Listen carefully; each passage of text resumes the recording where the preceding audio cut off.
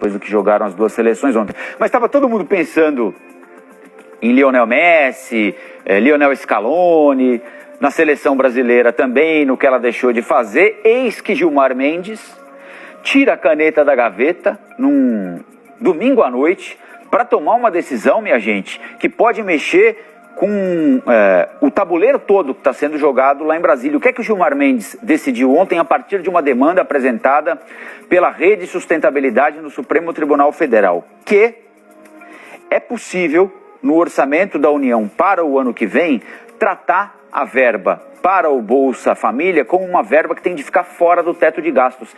E essa é a principal discussão que está sendo travada na PEC da transição, lá na Câmara dos Deputados, que deveria ter sido votada na semana passada, não foi, ficou marcada para esta semana aqui, mas há analistas, repórteres em Brasília que dizem o seguinte: olha, não foi votada ainda porque o presidente da Câmara, Arthur Lira, colocou a faca no pescoço do presidente Lula. Ele está aproveitando esse momento, sabe que o governo eleito ainda não tem uma base estruturada, sabe da necessidade de aprovação dessa PEC, pelo menos para garantir os R$600 do Bolsa Família, e está aproveitando o poder que tem, a influência que tem sobre boa parte dos deputados no plenário, para pedir cargo no próximo governo, para pedir ministério, para pedir que o governo não interfira na discussão sobre o orçamento secreto no Supremo Tribunal Federal. Então vejam como essa decisão de Gilmar Mendes pode, em algum momento, se não totalmente, pelo menos parcialmente, tirar o governo eleito das mãos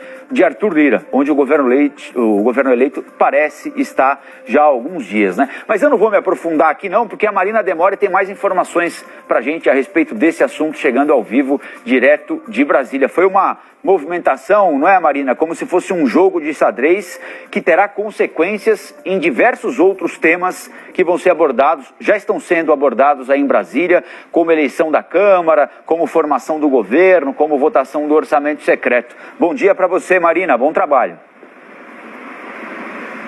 É isso, Colombo. Bom dia para você, para todo mundo que está acompanhando a gente. Muita expectativa para essa semana, né, que antecede o Natal. Muita coisa deve ser colocada em pauta, muitos assuntos importantíssimos para o próximo governo. E agora com essa medida, então, que exclui do teto de gastos os recursos para custear benefícios sociais, né, com esse aval do STF para reajustar o Bolsa Família por meio de uma medida provisória, o governo eleito fica menos dependente da aprovação da PEC do estouro, que está prevista para entrar em pauta novamente na Câmara dos Deputados amanhã, terça-feira, depois, né, de já ter sido votada na semana passada. A votação foi suspensa e agora, então, deve ser retomada. Nesse documento que foi publicado ontem à noite, domingo à noite, pelo ministro Gilmar Mendes, ele diz que é juridicamente possível, então, que eventual necessidade de se adicionar recursos com o objetivo de custear programas sociais, as despesas referentes à manutenção do Auxílio Brasil, por exemplo,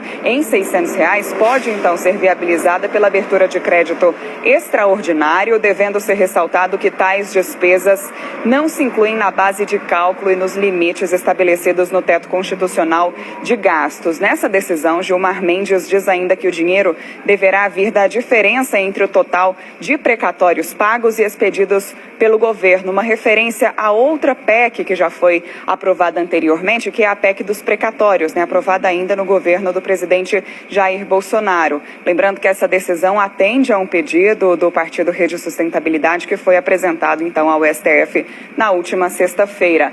Essa medida, é importante a gente dizer, de Gilmar Mendes, interfere diretamente nessa queda de braço que a gente está acompanhando entre o governo eleito e o Congresso Nacional para a aprovação da PEC do estouro. Lembrando que ela já foi aprovada, então, no Senado, com um texto que prevê a ampliação do teto de gastos em pelo menos 145 bilhões de reais por um período de 2 anos, e amanhã, como eu já disse, deve voltar, então, para a Câmara dos Deputados para ser colocada em pauta mais uma vez para a votação. Essa é a expectativa. Inclusive ontem o presidente da Câmara, Arthur Lira, esteve aqui no hotel onde o presidente eleito, Lula, está hospedado em Brasília para tratar desse assunto, para tentar resolver esse impasse, justamente porque o grupo ligado a Lira quer postos no primeiro escalão do novo governo, né, para garantir esses votos favoráveis à PEC do estouro e favoráveis, então, ao governo de Lula. Lembrando que a PEC do estouro, ela visa justamente viabilizar esses recursos para garantir o pagamento de programas sociais e também para cumprir as promessas que foram feitas durante a campanha pelo presidente eleito. Então a gente vai seguir daqui, Colombo, acompanhando